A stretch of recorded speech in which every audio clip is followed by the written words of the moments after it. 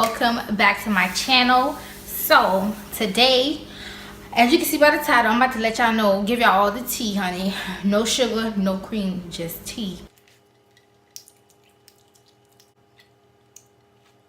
on being a cop in the military. And this is my personal experience. This is how I feel about it. So don't come on my stuff and try to like speak that negative talk. You will easily get deleted. A lot of people always asking me about the military, how it is being a cop, how is the Air Force. So this video is very long overdue. I always get questions, especially from people back at home. I do encourage people to go into the military because I love the military. Now, first of all, if you don't know, I'm a cop in the Air Force. Now, I love the military. I didn't say I like the people in the military, but I do love the military. The military does grant you like so much stability. Like, I love the money, of course. I love the fact that we get housing, we get a lot of benefits, schooling. So it's a lot of pros to join in the military. I feel like if I was to get out of the military right now, that I would have to probably work about 80 hours, probably 2 jobs, just to try to make the money that I make right now. I'm not saying like I'm rich. I'm not rich, okay? But you know, I do make a decent amount of money for my age, and I'm able to supply for myself. If something was to happen today or tomorrow, God forbid, I'm gonna have me, you know what I'm saying? Like, I'm gonna be straight. So I thank the military for that. But what people do fail to realize is that are gonna be subject to war. Like, if a war break out today or tomorrow and they tell you that, oh, Joy, you deploying, like, I'm gonna have to leave. Even though I know the military is for war, I don't want to kill nobody. But I mean, if it comes to me or my country or especially my fellow brothers and sisters, I mean, come on, like, I'm not about to leave. My brothers and sisters, they gonna live, you know what I'm saying? I'm talking about brothers and sisters in arms. I'm not afraid of that. I just don't like the idea of me having to go and kill somebody, even though I signed up to do that.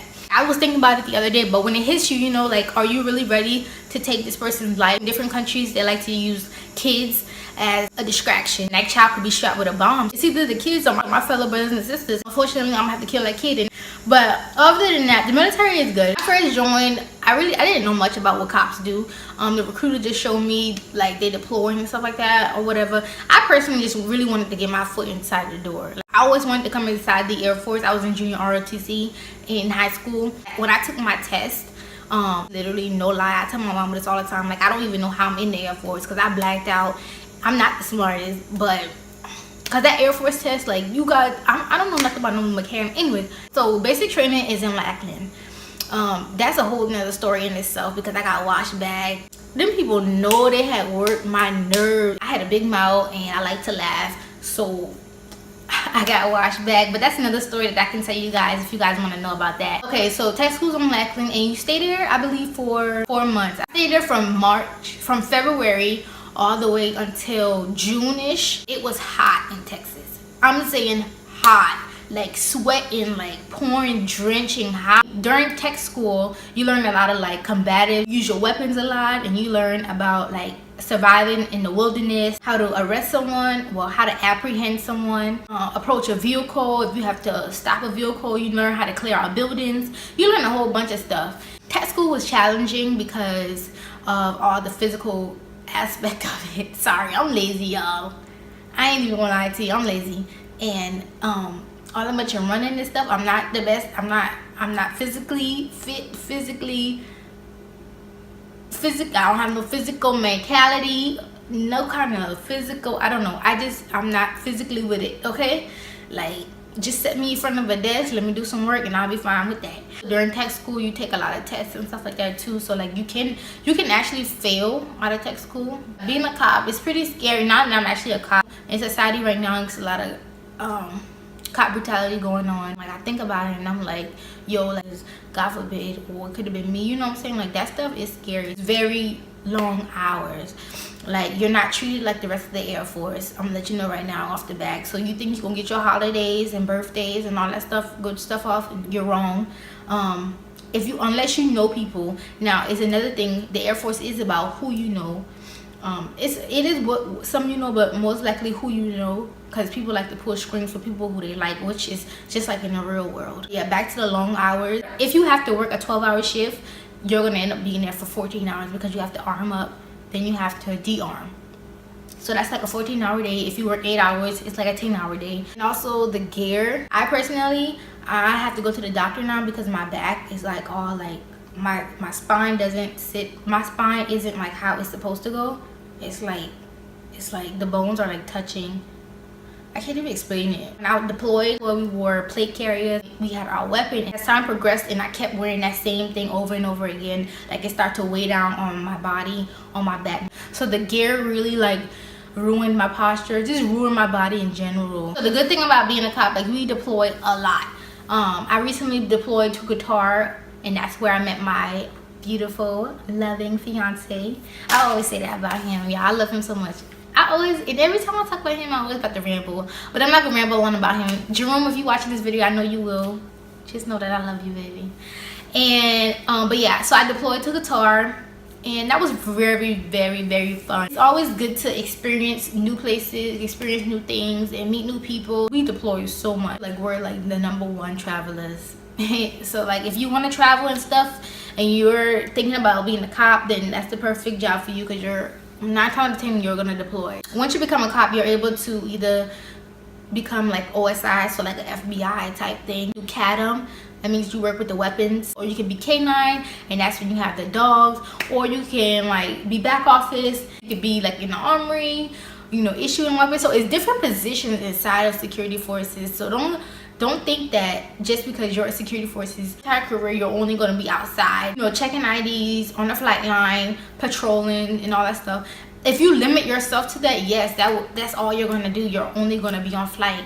But if you know, become knowledgeable about your job, and if you want to progress more in your career, other options are pointed to you. Like when you first become a cop and go to your first base, yes, you're checking IDs. Stand up at that gate, you're going to salute officers when they come in. You're going to be checking those IDs. And nobody really like checking IDs because it's hot, and you in the cold, you in the rain, whatever. Somebody got to check them. So of course you're going to be, you're the lowest ranking, you know, you just came in the military, so you're going to be checking them. I don't know if I missed anything about being in the military and being in a cop. Oh, one more thing. In my career field or my base, a lot of people tend to eat their own. Like it's like they want to see you fail. Everybody is not treated fairly. A lot of people get different punishments. I'm not even gonna go there because I can go there, but I'm not gonna go there because I don't want to get in trouble, because I don't want to speak on things and somebody from my base watching this and go back and tell, and then I get in trouble. But anyway, because I'm not with that, because I will, trust me, I will find you. I have a set of skills. I will find you, and I will, like Liam Nelson, I will find you. But that goes on in the military a lot, and that's in society in general. But just know that you got to look out for yourself first and foremost. Everybody ain't out here for you. Like nobody really cares about you, to be honest. They say that we're a team. I'm not gonna say nobody cares about you, but very little amount of people care about you. They say we're supposed to be a team, you know what I'm saying, but yet like we're clawing each other down to get to the top. Like why? I don't understand why everybody can't get to the top together. Help this person, help that person, but everybody's off of self. You know what I'm saying? Like that's weak. Like I personally, I was like that too. Like I was always only worried about myself. But like I had to realize like that's not cool. Now like if somebody need me, like I'm gonna be there. This is the end of my video. Also, if you guys want to know about my DMT experience and how I get washed back, let me get some likes on this video so I know that you guys want to see that. Also, I want to thank you guys. I'm almost to 800 subscribers, and I couldn't have gotten there without the help of you guys.